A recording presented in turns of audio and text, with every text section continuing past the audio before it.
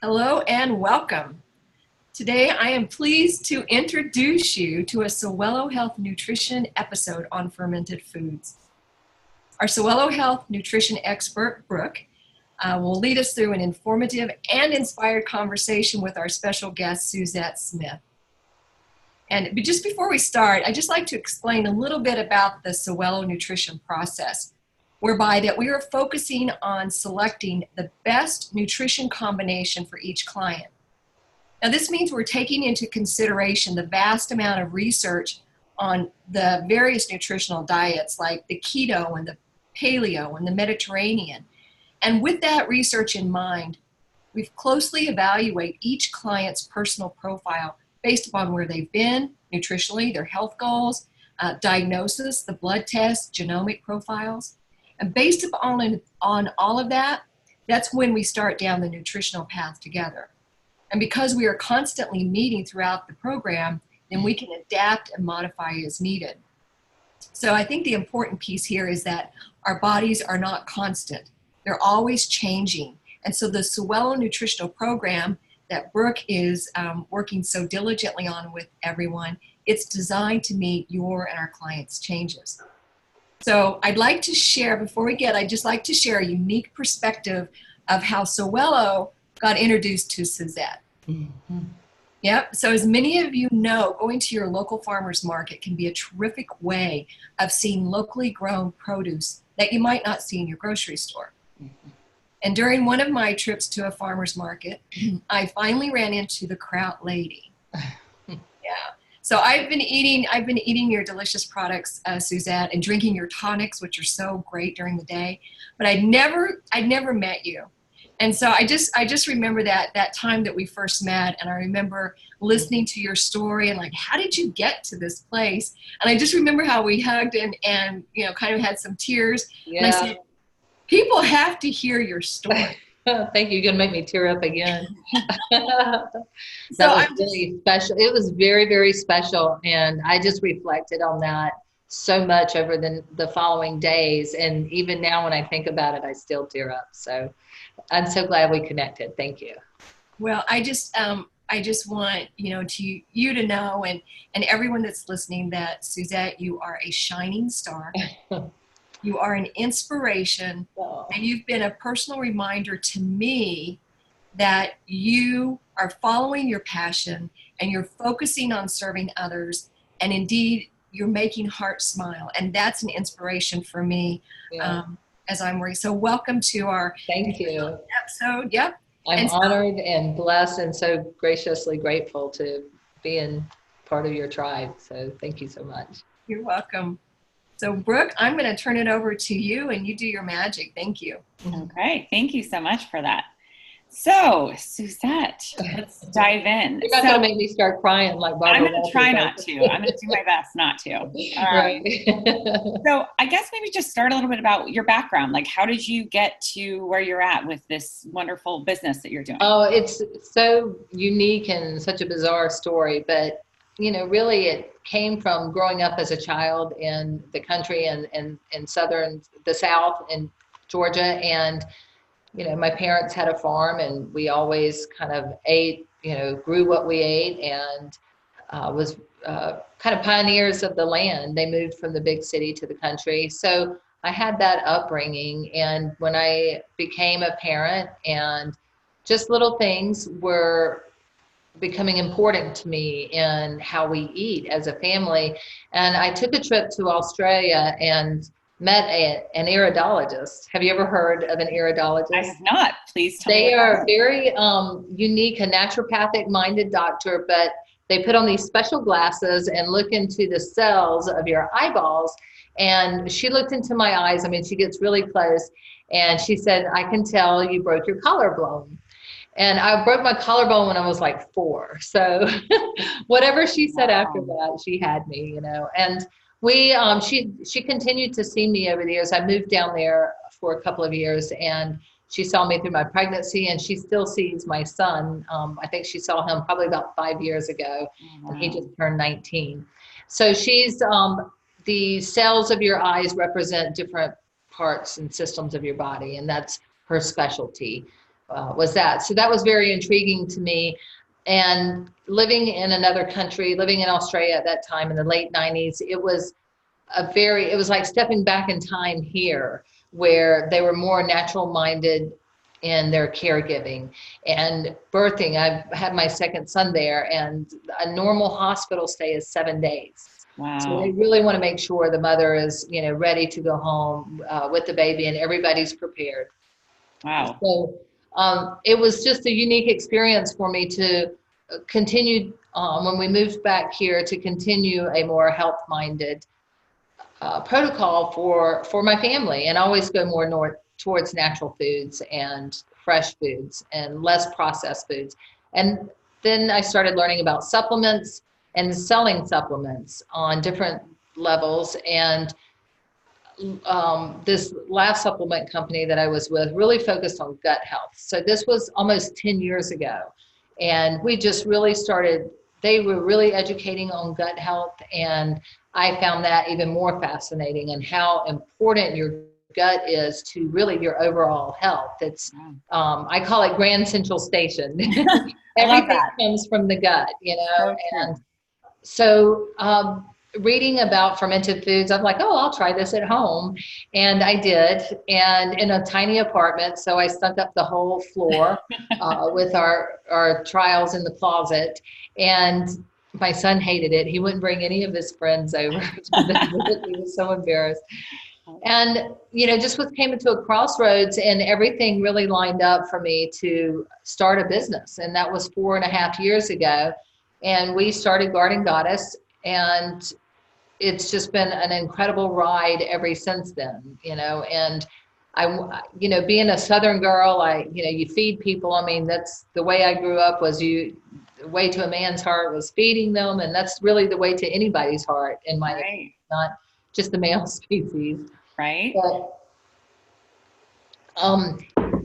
so that's kind of, where it all just began. And just this really desire to help people, to educate people. I mean, we're so over marketed on what healthy is at the shelf. When I go to a grocery store, which is not very often, I could say probably I went a year without walking into a mainstream grocery store, and just buying my food from farmers markets and going there to pick up maybe toilet paper, But just seeing the way that our young people are marketed to, and how toxic those products are, it's just become a real passion of ours to really get the word out.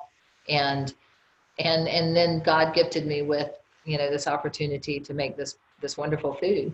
Yeah, that is amazing. What a great story. And I think what's cool about that is that, it was almost just in your blood, from when you were a child, but then you manifested this amazing opportunity to take your experience and take your knowledge and this passion and to turn it into a business, right? Where you can actually make a living doing what you love, and then also impacting other people and educating them. And it's the most incredible. And I'm sure you guys know what the feeling I'm talking about. I mean, every week, if sometimes daily, but every week I'll get an email where we've impacted somebody's life on such a positive basis, and tears. I mean, I'm a mush anyway, but when people feel better, it's like their whole face lights up. And you guys know what I'm talking about, because you're on the same mission. Yeah. And that just right there gives me goosebumps, like, to think about it. Yeah. It really is an amazing feeling, and I think it's really amazing to think about, even, the clients that we're working with, for them too, to find, it's inspiring for them to find the thing that gets them feeling that way too, because I think everyone has different gifts and different passions and things that are important to them. And so I think it really just speaks to finding that and following your heart and your intuition on those things, and then, taking advantage of it going with your gut. Going with your gut, no pun intended. Yeah. Right. Love it. Yeah. Well, that's great. So tell me, when you got started on this business, like, what did that look like? How did you get going? And were you just selling at farmers markets to begin with, or? Right. So we really had no idea. I had a business partner that happened to have money, and no time, and I had time and no money. So, so really we just, I mean, at that time we had no idea how to ferment. You know, we were fermenting out of our kitchen in maybe a crock pot or a gallon jar. And we were gobbling up every fermentation festival we could get our hands on within arm's reach of us. And I remember I finally found the largest fermenter I could find was 40 liters. And I had no clue about anything else. There's not, I should start one, but there's not an international fermentation guild, you know, where you can start a business and learn from people that have done it before. There's many pioneers in making fermented foods in the United States and across the world. And it's just fascinating to see how we've grown over the years. But my first crock was 40 liters and it was like the old German type. So it sits about 3 feet tall, and now it's an ornament in my living room. But, you know, I can remember my first order of cabbage was 80 pounds.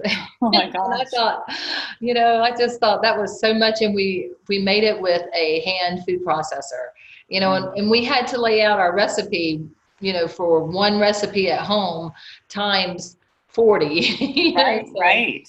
So it was just really funny how we started out that way. And within a very short period of time, she realized she didn't have the time or the interest to continue to pursue this, because it's hard work, you know, going through cabbage and pounding it to, you know, create a brine and learning all of these obstacles, you know, learning all these challenges and going through them. And nobody liked us because we stink up the place wherever we go.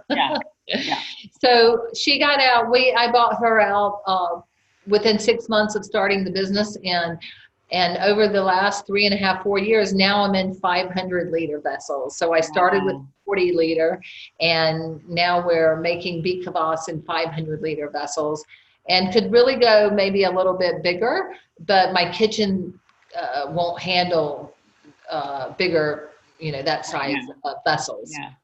So we're just really slowly moving up towards, I want to be with our fermented, our pick up the beet juice. I'd like to be the first national brand.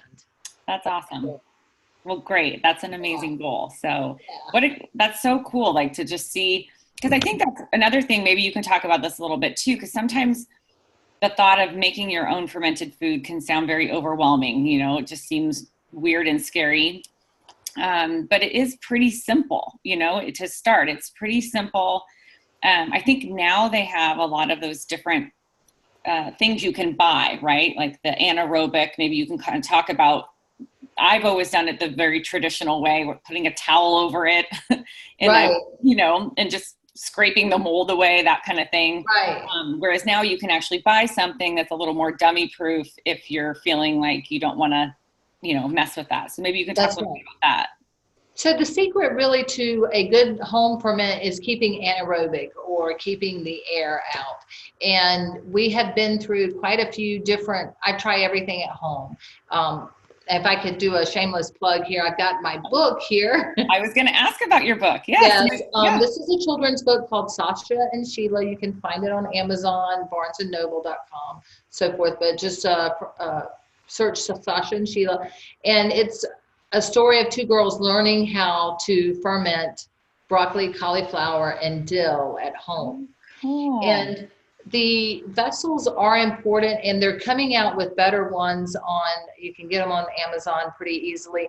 But I really like the one that has the airtight seal around the lids and the gas release little gadget thing. It looks like a funnel with a water in it or whatever. You put a little bit of water in there, and that really allows the gases to come out and no air to come in. If you are getting mold, then you're getting air. Right. So we have a little store in Phoenix. If anybody's in Phoenix, we're just opening up our retail store at 13th Street in McDowell. You can go to my website and find us there. And I have mason jar kits, because that's what I use at home for the broccoli, cauliflower, and dill. And the recipe is in the Sasha and Sheila book, so it's on the back page. But seriously, when you're making your ferments at home, good airtight equipment is the most important thing when you're doing a fermented vegetables. When you are doing kombucha, that needs air, right? So that's where you put the cloth over it. And pretty much that's, I mean, if you're doing kefir, I've done kefir, which is a fermented dairy with air and no air, and it just makes, it just needs milk and it'll go down. Yeah. It doesn't care if you give it air or not. Yeah. So fermenting at home is really fun, and it's very healing for you to feel like you're making something. Even now, when I walk into the kitchen in the morning, I go and talk to my vessels, and they're named, beautiful names like love and peace and joy. And I say good morning to everybody and just really put positive intention to our products. And that's where at home, you're making something to nourish your body. They're finding that naturally fermented foods, and all that means is it has salt and vegetables and chlorine-free water, and you let it in time and no air. Yeah. Thing, and it's really very simple if you can do that. And having the right equipment is really key to getting that great synergy there. Yeah, good. That is so cool. I love the answer for a short question, but yeah, no, that was great. I get started and then I get really excited. Perfect. I love it. I love that you've named your vessels. That's adorable. It's very cool. Well, we have to keep up with who's doing what, and I'm all about intention. Everybody has to have a good attitude at the kitchen. Nobody comes in with a bad attitude. Everybody knows that we are making these products to heal the world. We have big aspirations at the kitchen. And it's important to us that, we take care of our product. Yeah, I love that. So, we talked about the equipment and kind of what you need. How important would you say is the quality of the ingredients that you're using? And maybe you can talk a little bit about how you would choose those. And does it matter, if the cabbage has more water in it or less water in it, or is it organic or not organic? How important are all those things? Sure. So one thing is any vegetable that's grown outside of the United States, coming into the country, they irradiate it. So they zap it with whatever that is to kill the bacteria. Mm-hmm. And we are all about bacteria. Fermentation is all about bacteria. And so it won't ferment. So on that level, you want to either go to your local farmers markets, and if they are saying that pesticide vegetables, the fermentation process will actually take out that pesticide. So I've heard that more than once. I've read that more than once. I go for organic, and that's what I use. I use that in the kitchen, and I like to use that at home. But really, farmers markets, in my opinion, are the best place to get your vegetables, because you're getting the local bacteria. And again, it's all about the bacteria and feeding Grand Central Station, and you can really help yourself get acclimated to a new area, allergies and so forth, with consuming local bacteria. Like same concept as honey. Yeah, that's so true. And even thinking about making it yourself in your own home, right? That would also relate to the bacteria that's in your own environment. That's right. Versus a store or somewhere else. Right. So that's a great point to bring up. A lot of times in my classes, I will teach, every time I'll ask people, how many people bleach out their kitchen, trying to create a sterile environment. And you don't want to do that. You want to be clean, but not sterile. Bacteria is really our friend. And I was at a symposium a couple of years ago, like a ancestral symposium, and it was real paleo oriented, but one of the big takeaways was we're like a walking ecosystem full of, we're just walking bacteria, and our bacteria really outnumber our human cells quite a bit, to where the last 100 years we've been so antibacterial that we've we've killed off almost half of our species. When you're talking about trillions and trillions and trillions of strains of different bacteria that we're carrying around, but we became such an antibacterial society for 100 years, antibiotics, antibacterial soaps, bleach everything, that I think it's really starting to show its effects now in our health. So when you're fermenting, I use vinegar to clean my kitchen countertops with, something that's safe. And like I said, be clean, but you don't have to be sterile. Right. And when you're fermenting at home, I just stick it away in a dark corner or a closet. So it just likes nice, peace, quiet, dark, keep it out of the light. They say that the light can affect the vitamin C content of your ferment. And really just, that's it. That's really that simple. Keep it cool. It likes to be cool. Okay, good. And the temperature can affect how long it takes to ferment too, right? So that's right. So the fermentation process really is 4 stages. You don't need to inoculate it. So that means you don't need to add from a previous ferment or a probiotic, what do they call them? Vegetable starters, sorry. So really the vegetables, if you're buying organic, especially from the farmer's market, they have their own set of bacteria, and you don't need any of those things. Just a good clean water, no chlorine, brine. You can look up online for brine calculations, and 2% brine is a very nice, low, steady formula for you to use for any type of vegetable ferment. And that's what we use at the kitchen, is a 2% brine. And I just lost my thought where I was going with that. 2% brine. You're talking about the brine, and I don't know where you were going with that. Whoops. That's okay. So any other tips you can maybe share on best practices, or what would be something you would start with if you're a novice? Yeah, I love the broccoli, cauliflower, and dill. So I really love that recipe. That's what I make at home. And it's so easy. It's really chopping up broccoli, cauliflower, dill, garlic, I've put jalapenos in there, whatever you'd like to put in there, and let it sit on the counter for 3 to 5 days, and then put it in the refrigerator. After about 6 weeks, it gets really good. The longer it sits, the better it gets. And that's what I was going to say earlier was just the fermentation stage is about 4, and it goes through 4 different stages, and it just takes time. 3 months is a good time, and it'll last indefinitely. When you make it at home and you keep it airtight. Okay. If it starts getting mushy and gets mold, mold's not worth it. Just throw it out. I know, I've scraped off enough, on my own, but in general, I would say if it's got mold, then please throw it out, especially if it's a dark color like black or a dark green. There is a chyme yeast, and it's KAHM, that can grow on like your vegetables.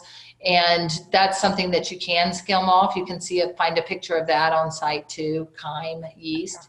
Okay. And don't be afraid, just start. Now, when you're going to the grocery store and looking for fermented vegetables for that probiotic count, we are talking now, and we're finding out that really raw, organic, fermented vegetables that have not been pasteurized or vinegar based have more strains of bacteria than anything that you can find in a pill probiotic form.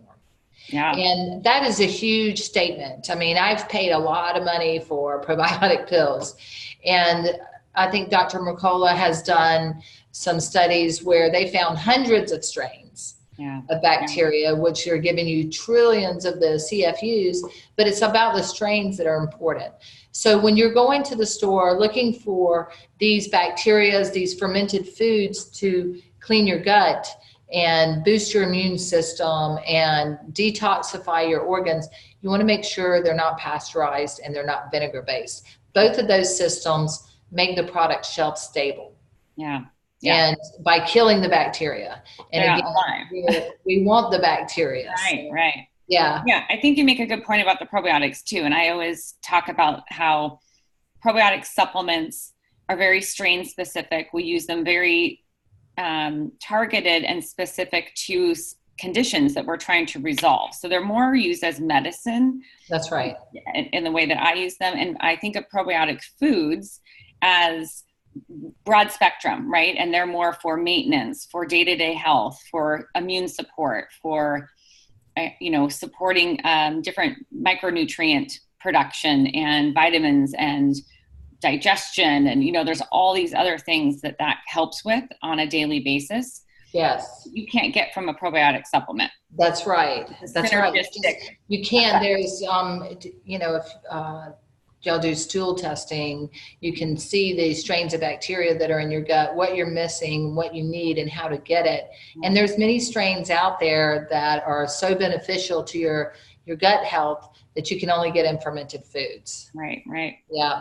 And it's really cool that we've come to a place where you can get strain specific. And that's really the only time you should be buying probiotics from a professional is when you're specifically targeting that, that specific strain and, that issue that you're working with. Otherwise, don't buy, the ones over the counter because I just feel like you're not getting your money's worth when there's a lot of good brands out there or you can make it at home. Right, right. And I think you just don't know. Yeah, you don't know what you're getting and you're better off just getting it from food in that regard. That's right. Food is medicine. Yes, food is medicine. Absolutely. Mm-hmm. So you kind of mentioned about the vinegar thing. So maybe talk a little bit. I think sometimes I get this question quite a bit about pickling versus fermenting. So when I talk about fermented foods, like, well, I eat pickles. I'm like, well, are they vinegar pickles or are they actually fermented pickles? So maybe you can talk about that. Yeah, sure. So all fermented foods are pickled, but not all pickled foods are fermented. Okay. And again, the best way to tell when you're at the store is to look at the back of the label and what the ingredients are. And that's where you have to say what you put in your product. And if it's got vinegar in there, then no, it's just used as a preservative and it's not really fermented. It's still good. You can still have pickles, but when you're looking for healing foods, you want to make sure there's no vinegar in there. Right, right. Okay, great. Mm-hmm. Do you include vegetables or different foods that have also a prebiotic element to them to help support the gut in that regard? Absolutely. So when I was putting these formulas together, like this is my first recipe, and I don't know if you can see how purple it is. Yeah, really dark. But this is purple cabbage. And of course, I'm a go big or go home kind of girl. I wanted to make the most powerful food in the world. And I call this the power kraut because it has so many different things in it. It's red cabbage, which is high in anthocyanidins. It has garlic, turmeric, and ginger, the most powerful herbs out there for inflammation. So many levels. We could go on and on about each one of those herbs and how they're beneficial. Cilantro is a prebiotic, and carrots are prebiotic. They've got sugar in them, so that helps feed the bacteria and become a prebiotic. And onions are a prebiotic. So yes, when I put my recipes together, I try to have think about those things, a prebiotic to make sure it lasts longer and, just really have the best, the ingredients are intentional to heal. Right. It's like a symbiotic effect. That's right. Yes. Exactly. Perfect. Well, that's great. What do you see I feel like every time I go to the grocery store, I see some different type of fermented foods. I mean, they've got fermented salsas, and I've seen kimchi, sriracha, and potato chips. I've seen tortilla chips that are made with sauerkraut. Yes. Like the industry is getting really creative. What do you kind of see coming down the pipe for that? everything, and I don't even go anywhere, you know. It's like I told you, I mean, people are like, yeah, I saw these fermented potato chips at Costco. Yeah. You know, you just have to be diligent in your own mission to really read labels. We're such a convenient society and mass marketing, and you know, bigger is better or more is better, and so the food companies are constantly looking for ways to get your dollar. And be diligent, know what ingredients you're not looking for, and really know your food provider. Yeah. You know, there's a lot of very good food providers out there. I'm not saying that, but you have to be your own warrior, right, really, and learn to be a label warrior. Yeah. Well, if we think lots of labels and turn things away. There's things like, you know, it's like, oh, I'm so excited, and I won't even read the label. It's like, I'll just drink one big kvass later. Right. Splurge. But once you start understanding how toxic some of these ingredients are, the preservatives or oils, then you want to stay away from them.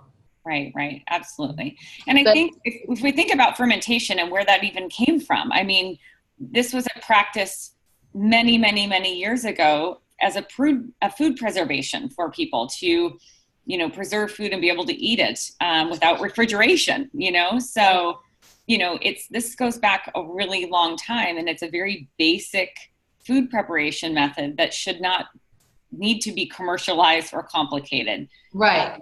You know, I think we have to keep that in mind a little bit too. Yeah, well, yes, and kind of no. What I have learned, like, there's a very popular sauerkraut label that's in the refrigerated section at most grocery stores, probably nationwide. I've seen people talking about them on social media that are all over the States. Very big. They have a great story. And at one time, I don't think they pasteurized, and now they lightly pasteurize. I mean, they try to know it. The only way you'll know that is if you go to their website and look for it. And I don't think that's very nice. But I know what happens when, you know, because I've seen it in my own product, when you have real fermented foods and you try to ship it and they warm up a little bit, they're going to start leaking out of the bottle. Everybody freaks out because, I got a leak. It's gone bad, you know. Right. New bottle. And, you know, and I understand that because that's what we've been used to with, you know, botulism and those kind of food sicknesses if you have an open bottle. So there's that concern, and to meet that, it's easier to pasteurize and not have those issues, because it's very expensive to replace. Sure. And that's for one reason I'll never go mass on my sauerkrauts, because I can't afford to replace everything that leaks out, and I don't want to pasteurize. Right. So again, you just have to be diligent about reading your labels and understanding the process, that this is a very old process. And did you know that fermented foods can actually kill E. coli in the gut? There's no such thing as botulism or salmonella in fermented foods. There's never been a case of anybody dying from sickness of fermented foods.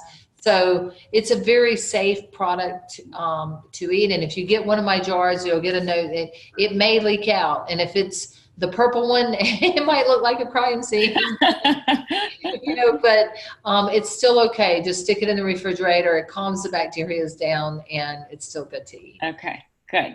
And I think one other thing I just want to kind of talk about a little bit is, you know, fermented foods are amazing, but there are certain people who could have sensitivities, or certain people who maybe fermented foods aren't right for different health reasons. And so I don't know if you want to talk about that, or I can talk about that if you. Well, I think that's more your line of specialty because of the allergies and so forth. But yes, I have heard of that. Yeah. So people who are sensitive to histamine. So, you know, anything fermented or aged has a higher amount of histamine. And so some people can be sensitive to that and have a really hard time. But what I find is that even though they can't handle the vegetables, sometimes they can start with a tiny bit of the brine, and even a little bit of the brine they can tolerate. It's not overwhelming, and even just a little bit can be helpful. And you might have to kind of ease into it. And, while we're working on other ways to kind of reduce the histamine in the body. But just kind of keeping that in mind, that there are certain people who may not tolerate it right away. It doesn't mean you won't ever, but it means we've got to work on some gut stuff first a little bit. Yes. Maybe using some probiotics. I mean, that might be a way. We need to use some very targeted probiotics or prebiotics to help balance things out a little bit so that those are more tolerated. So yes, and it may be that your gut is so messed up that you can't, because this is our stuff is a powerful punch. I don't add water to our sauerkrauts. So like this is our cowboy kraut, and if you can see, there's tons of vegetables and just lots of color and flavor in there. There's no water. Wow. So when we sell the kraut juices at our local farmers markets, it is very pure, concentrate. I tell people they can't drink more than an ounce anyway, because it threw me down. It can be too much. Yeah. And especially if you're dealing with gut issues, then you really have to ease yourself into it. But what we're learning is sometimes people that have allergies to these foods, the fermentation process really pre-digest that, and sometimes it actually gets rid of those allergens to where they're a lot more tolerable and bioavailable to the body. Right. Yeah. I mean, even thinking of dairy-based probiotic foods, where someone who might not be able to tolerate milk, but they can handle yogurt or cheese because they're fermented. It breaks down those sugars and the starches and the things that are harder for us to digest. And so it just makes it, easier for us to handle. So I do see that a lot, where people, there's no way they can handle milk or anything like that, but they can eat some cheese, especially certain kinds of cheese. So, so I think that is an important note too. Yeah. The less processed it is, the more our body knows what to do with it. Right. Yeah. Let me think if there was any other things I wanted to pick your brain about while I had you.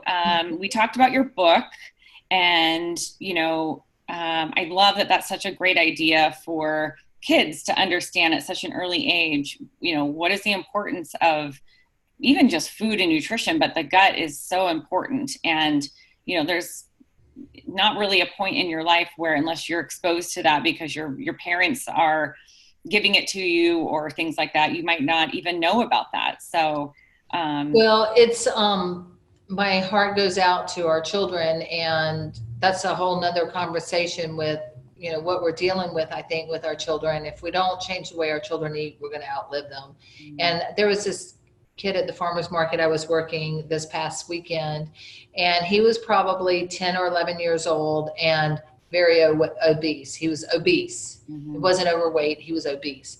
And his mom's trying to get him to try some sauerkraut. And she's like, oh, he's not going to like it. Mm-hmm. And, he's asking me these questions, but she's saying, oh, if he'll just drink it, try this, drink the juice and see if you like it. I just want to get something in him. And I said to him, if you don't change the way you eat, how are you going to feel? Think about how you feel. Aren't you tired of being tired all the time? Yeah. And you can tell he's not active. And I said, one day you'll come to learn that food really affects on how you feel. Yeah. And how do you want to feel when you get older, when you get to be my age, right. If you live to be my age, yeah. That food is a very important part of that. So I just, I love that I was given this idea about the book, and it has a very special place in my heart with a very dear friend of mine, Sheila, and it connects with all the great work that you guys are doing too. Do you want to talk about your friend that inspired you? Yeah, so she and I have been friends, and we did we were in vitamin sales together, and we were just, two peas in a pod. And for a minute, a couple of years, I think, we just, how friends do, got disconnected. And then we got reconnected, and that's when I learned that she had stage 4 lung cancer. Mm. And she was just willing to try everything. She was like a sponge with fermented foods, and I taught her how to make the broccoli, cauliflower, and dill, and we learned how to make kombucha, and we learned how to make kefir, and just all of these things. She was fascinated with it, and loved doing it, and we went to the farmers market every Wednesday, and she succumbed to her cancer, and we would lay and talk about what I was going to do after she passed, and I just wanted her to live forever. Yeah. And that's my part is, telling us our story and creating stories around food and learning about fermented foods. Even though it's an old process, it's a very hot topic now. Yeah. And I don't see a lot of that in our children's book. So it's fun that it tells, it's about, these two best friends learning how to make these foods, and then the recipe at the back, so that you can make them together with your family. And it's more than just the recipe too. We talk about having a family pan, or things that get passed on from generation to generation that means things, and creates a lot of love and family and commitment around your food. Just tradition. And that's right. Yeah, tradition. Yeah, that's a great story. Well, I'm sure that was a hard book for you to write, but I'm sure it was very touching for you at the same time. Well, it gets easier and easier to talk about without me. I told you earlier, I'm such a slush. We have a new baby from the kitchen. One of our food entrepreneurs at my kitchen just had a baby, and she brought the baby today. And of course I started crying when I saw him, but it's just very dear to my heart that we talk about this, and I see way too many children at the market that are having distressed guts way too young, and desperate moms looking for help, and we just need to get the word out there more, the value of taking care of our gut. Absolutely. Yeah. I worked previously at a clinic with kids with autism and epilepsy and ADHD and all the gut health issues. So I saw that firsthand, how much that really can make an impact. So it does, and they're the worst ones. We try to keep a labor team of special needs in the kitchen, and they have the worst diets. Yeah. So I know, it's really hard. It's really, but we've heard some great stories of those demographics being turned around through their food and just through their gut health. So I've seen it firsthand. Yeah, it's pretty amazing. Well, I think that was all the things that I wanted to chat about.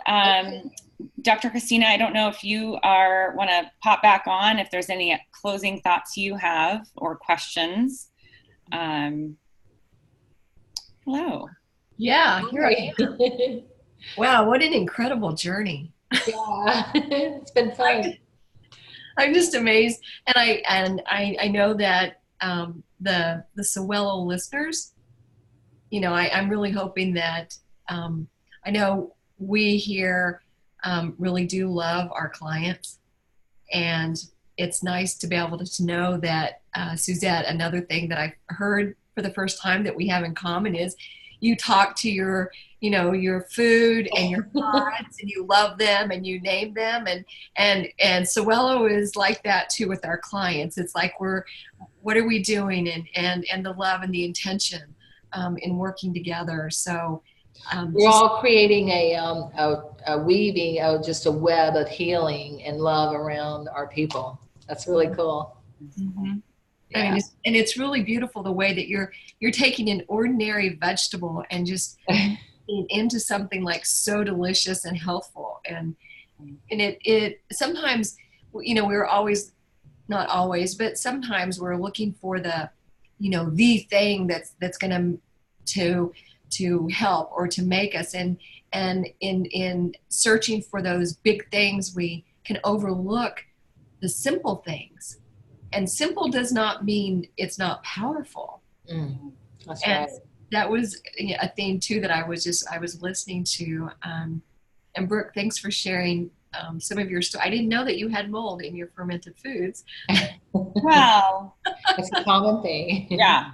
It was in the beginning, when you're learning, it's not uncommon. I was doing it old school style, so I didn't have the, what she was describing, the anaerobic part of that. So, well, I actually found it encouraging because I thought, all right, if you can move from there to where you are now, then there's hope for me. So, right. Oh yeah, absolutely. Well, maybe we can do a class one day. I'll do a class for you on your, for your, Yes. for you guys. I think we That would be definitely are fun. talking about doing a class for sure. Yeah. I think there's going to be more to come on this one. Yeah, Yeah. absolutely. And I just, and Suzette, I just like to say thanks again to you and to Sasha Yep. and to Sheila. Yeah. And I really, again, thanks for your inspiration and sharing your knowledge. Just your joy and the passion that you have just naturally comes through. Okay. And I really liked what you said, and what I heard was, I'm going big or I'm going home. Yeah, you did it. Wow. I Now, like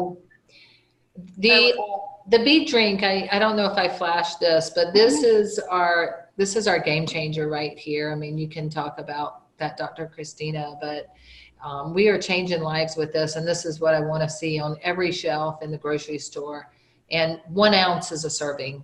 Wow. And I mean, just we're spreading that around. So it's in my refrigerator. yeah.